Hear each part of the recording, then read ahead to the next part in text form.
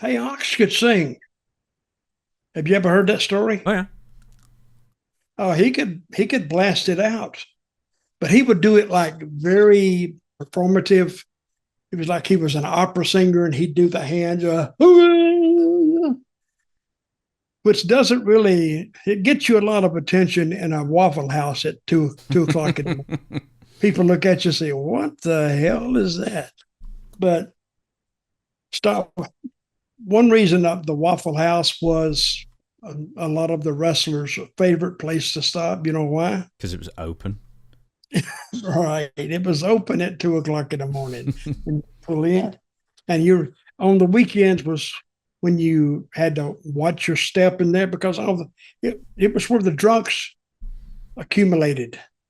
If you wanted a sobering up place before you went home or whatever, they would all drop into Waffle House. Now, people in the States, and they probably don't even know.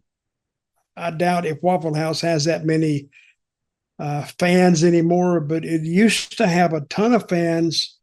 And do they know what Waffle House is in the UK? No, we don't get it over here. But I think if anyone's been following these wrestling shows long enough, you'll have heard Waffle House more than once. Oh, yeah, a lot. And they had pretty decent food, not great food, but pretty decent food. It didn't take all day to get it. And hey, I saw a guy cook one day in there, and he got in an argument with this guy. And the guy was going on and on about something. And the cook just finally said, "Hey, why don't you just shut the F up?" The guy said, "What'd you say?" He said, "What are you deaf to?" He said, "All right." He said, "Let's go." He said, "All right, go." Went out there, and the cook and the customer squared off. The cook threw a punch. Uh, the guy did his head back like this and ducked. He never touched him, but the guy in slinging his head back knocked himself out. What? Oh yeah, he went back like this so hard. He hit he hit the metal in the window, or the frame, and he knocked himself out and he went down. And this time I remember forever. The cook went, "Well, that'll teach him." And he came back in, and we all watched the guy finally stagger up, and he just went and got in his car and left. And the cook was so happy when he come because he thought he'd hit him, I guess. And we never said anything to him, but it was yeah, we saw that about 3 o'clock in the morning, tired as hell, and that's became a part of the things that I tell, crazy things on the road. But you would see fights in Waffle House, not so much then like you see now.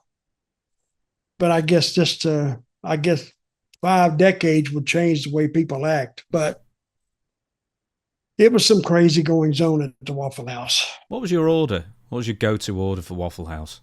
It was just usually breakfast. I never really ordered anything besides breakfast. I don't care if it's 4 o'clock in the afternoon. I'd order breakfast because I didn't want any of the hamburgers. And that's about all they had anyway. It was a breakfast place, basically.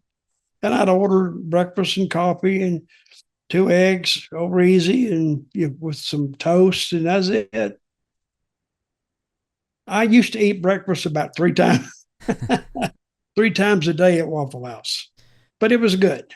Were you one of the wrestlers in the day that would absolutely stuff themselves as much as they possibly could on the off chance that you couldn't get served somewhere else for hours on end? No, not really. You You didn't know, do I you could. didn't do the buffet thing then. At a Waffle House. Well, not a Waffle House. I'm Uh, talking generally. oh, I You'd did. hunt out a I did a Chinese lot of. buffet. Oh, I did a lot of buffets, a lot of them, because I was thinking back.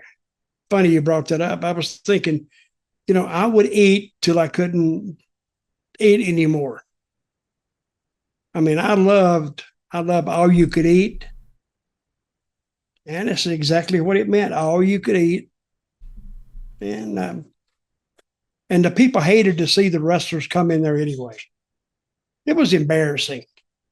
They just eat and eat and eat, and they would take bets. How many times would he go back? I mean, the customers would. Most of it was three.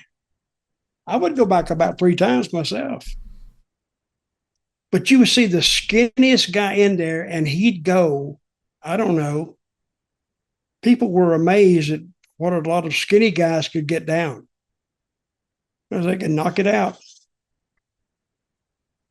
You know what's weird is that it's almost like a shift in mentality, because quite a lot of pro wrestlers I spoke to who began in the 90s or 2000s or whatever, like the few people I've asked always said, no, I couldn't eat before a match, I'd be too nervous.